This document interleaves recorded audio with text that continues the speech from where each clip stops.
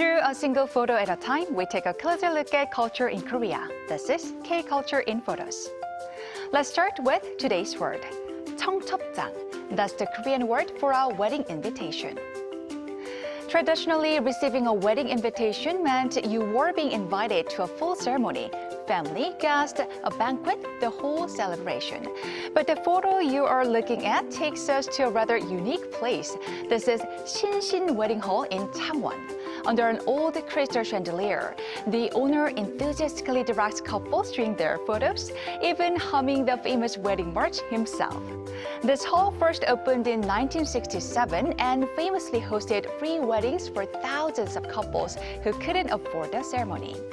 Today, its untouched retro interior has become a popular spot for vintage wedding photos. Now, here's something interesting. Many younger couples today actually skip the ceremony altogether and only take wedding photos, sometimes in gardens or by the ocean. Why? Weddings can be extremely expensive, so some couples would rather save that money for their future.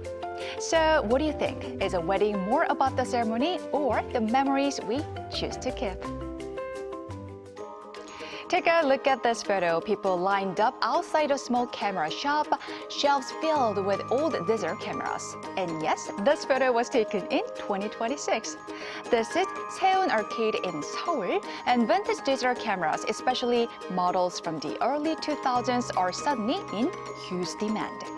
Young customers in their 20s and 30s come here to test the cameras, turn on the flash, and try taking photos right in the store. What's surprising is the price. Cameras that once sold for about $20 now sell for $300 or even $400. Why the sudden craze? Part of it comes from celebrities posting photos taken with these cameras on social media. But many fans say it's the soft, nostalgic color that smartphone cameras can't easily recreate it. Online, people even share photos of decorated cameras and collections of vintage digicams.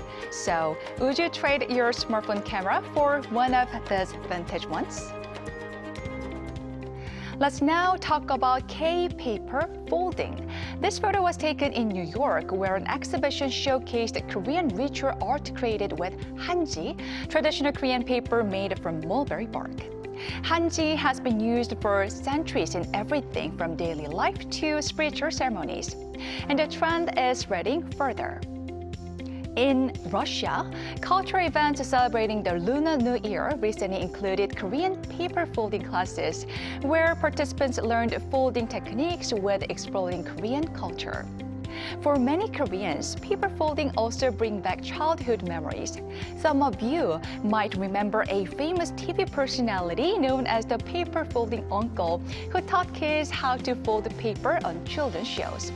Back then, not only children but also teenagers or even adults folded 1,000 paper cranes or stars, believing their wishes might come true. It's amazing how something as simple as a piece of paper can carry culture, memories, and even a little hope. Finally, let's step inside one of Korea's popular stationery shops. At first glance, it might look like a small store selling notebooks, stickers, and phone cases. But for many young foreign tourists, visiting shops like this has become a must-do activity in Korea. Instead of luxury brands, many travelers now prefer browsing through small lifestyle stores filled with cute, useful, and affordable items.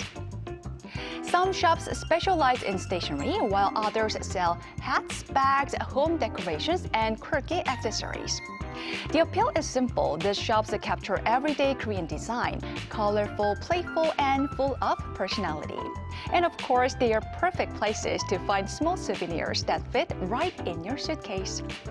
Sometimes the best way to understand a culture isn't through big landmarks, but through the little things people love in everyday life.